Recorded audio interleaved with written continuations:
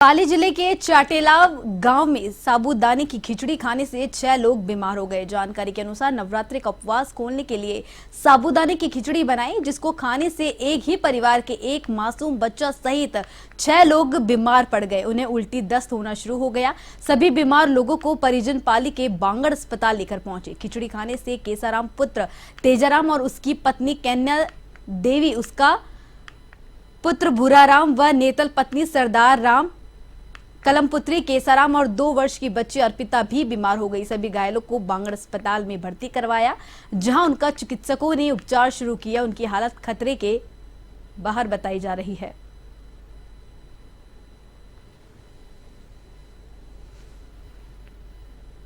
नवरात्रि के लिए कोई खिचड़ी बनाई थी घर में खाने के लिए, उपवास था उसको। तो इसमें खाने के बाद गैस हो गया। गैस होने के बाद उल्टी हो गई। उल्टी होने के बाद बोल रहा मेरे को चक्कर आ रहा है और हाथ पैर कांपने लग रहा है, इसलिए हमने हॉस्पिटल लेके आ गए। लोकसभा चुनाव को लेकर भरतपुर पुलिस की डीएसटी टीम, साइबर सेल और कोतवाली थाना पुलिस ने अवैध हथियारों की तस्करी के खिलाफ प्रभावी कार्रवाई की। एसपी मृदुल कछवा ने बताया कि सूचना के आधार पर पुलिस की टीम ने बाबरिया बस्ती के पास रेलवे लाइन और जिंदल अस्पताल को जाने वाली सड़क के बीच में खाली जगह पर बैठे 2 संदिग्ध व्यक्तियों की घेराबंदी कर उनके पास मिले 2 बैगों की तलाशी ली। तो तलाशी में ट्रॉली बैग में 3 पिस्टल और पिट्टू बैग में 2 पिस्टल बरामद होने पर इन हथियार तस्करों को गिरफ्तार किया गया है। अपराधियों के बारे में पूछताछ की गई। आरोपियों ने पूछताछ में अवैध हथियार मध्य प्रदेश से लाना बताया है।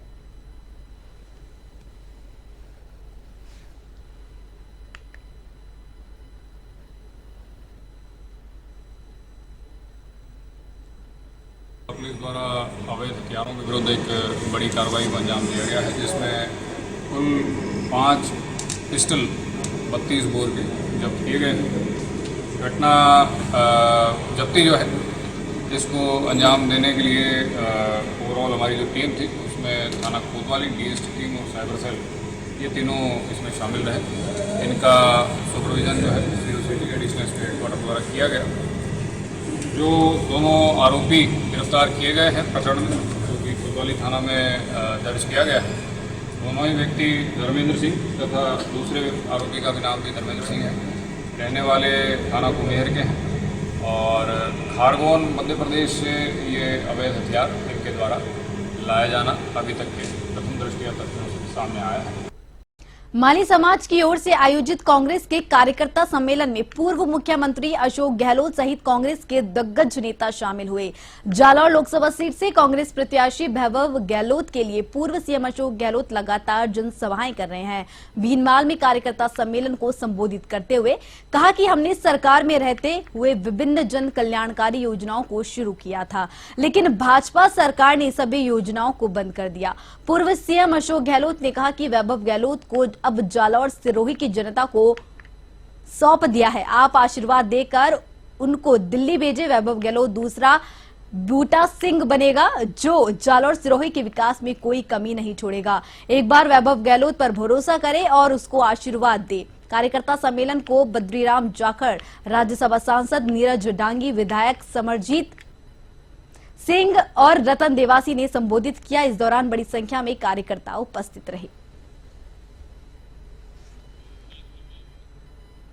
और अब खबर बांसवाड़ा शहर से, जहां पर राज्य तालाब थाना क्षेत्र में लोहे के सरियों से भरे ट्रैक्टर की चपेट में आने से एक महिला बुरी तरह से घायल हो गई।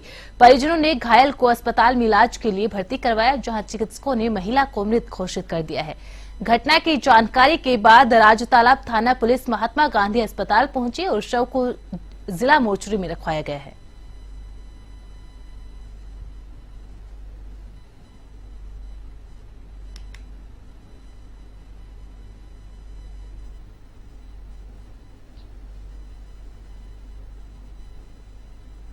वहीं सीकर जिले के खाटूश्यामजी थाना इलाके के बाय कस्बे में रिंगस रोड पर सड़क पर चलती हुई इलेक्ट्रॉनिक स्कूटी में अचानक आग लग गई।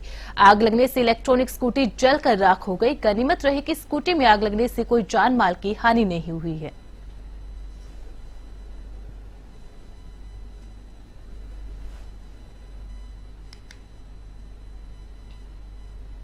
वहीं नागौर लोकसभा क्षेत्र से भाजपा प्रत्याशी डॉक्टर ज्योति मिर्धा के समर्थन में भारतीय जनता पार्टी के प्रदेश सचिव युवा नेत्री स्टेफी चौहान ने जायल विधानसभा क्षेत्र के 1 दर्जन से अधिक गांव में जनसंपर्क किया है।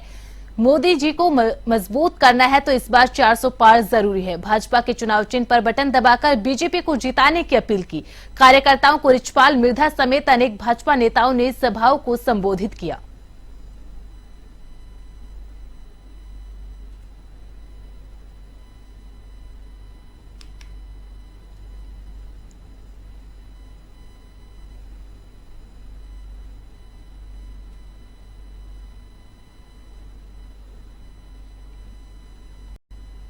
बांसवाड़ा, डूंगरपुर लोकसभा और बागीदोरा विधानसभा उपचुनाव में निर्वाचन विभाग की ओर से प्रत्याशियों की अधिकृत सूची और सिंबल जारी कर दिया गया है। बांसवाड़ा जिला निर्वाचन अधिकारी इंद्रजीत सिंह यादव ने बताया कि बांसवाड़ा डूंगरपुर लोकसभा चुनाव में कल कुल 8 प्रत्याशी मैदान में हैं।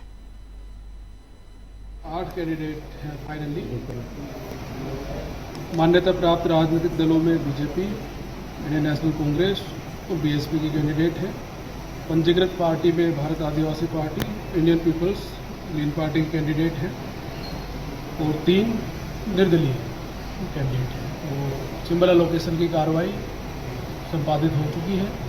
उसके उपरांत सामान्य पर्यवेक्षक महोदय ने भी जितने भी कैंडिडेट या उनके अभिकर्ता उपस्थित थे उनको भी जो चुनावी प्रक्रिया है, किन नियम कानूनों की पालना करनी होती है, उन सब के बारे में सभी को अवगत है।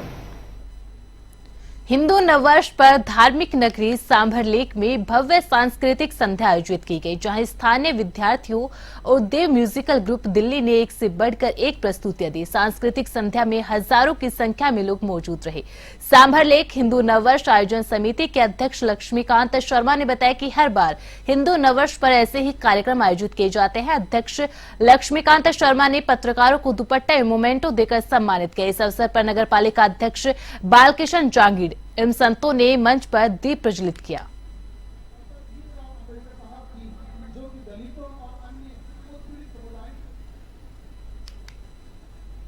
वहीं बांसवाड़ा में पुलिस चालान के नाम के खानापूर्ति के अभियान चलाते हुए नजर आ रही है, तो वहीं दूसरी तरफ शहर में बेतरतीब वाहन चलाने से आए दिन दुर्घटनाएं भी हो रही है। बांसवाड़ा डूंगरपुर मुख्य मार्ग के कॉलेज ग्राउंड के निकट एक तेज गति से आ रही अज्ञात कार चालक ने एक स्कूटी पर सवार 2 लड़कियों को टक्कर मार दी।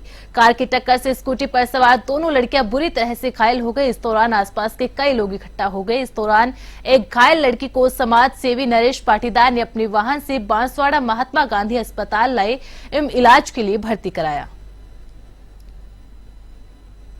बैंक ऑफ बड़ौदा है, उसके जस्ट सामने ये दोनों बहनें स्कूटी पे थी, शायद वैन थी, उससे आपस में टकरा गई है।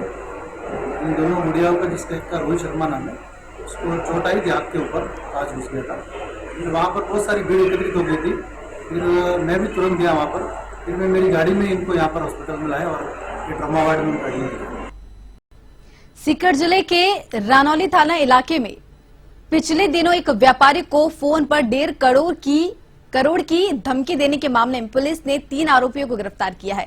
पीड़ित व्यापारी ने पुलिस में रिपोर्ट दर्ज करवाते हुए बताया था कि 1 अप्रैल को उसके फोन पर एक कॉल आया, जिसमें कॉल करने वाले ने 1.5 करोड़ रुपए की फिरौती मांगी और फिरौती नहीं देने पर जान माल के नुकसान की भी धमकी दी थी। फिलहाल पुलिस तीनों गिरफ्तार आरोपियों से मामले की पूछताछ कर रही है।